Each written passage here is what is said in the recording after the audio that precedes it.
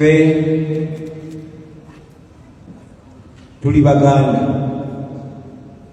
era tuli Bakatoliki, si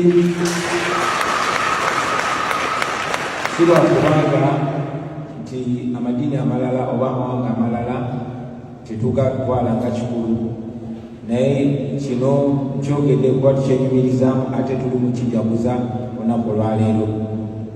Jjajjaffe Yosefu Walakira yagattibwa mwene Ekereziya mu myaka 50. Kitaffe Jackson Wellington Sentamu naye yagattibwa mwene Ekereziya mu myaka 90. Ndowooza jjajja bamugatta mu gyana, taata bamugatta mu gyankaaga, nange kennyini nagattibwa mwene Ekereziya. Kyakitiibwa nnyo nti ne muganda wange mukwano gwange Nyanzi naye agattiddwa wano,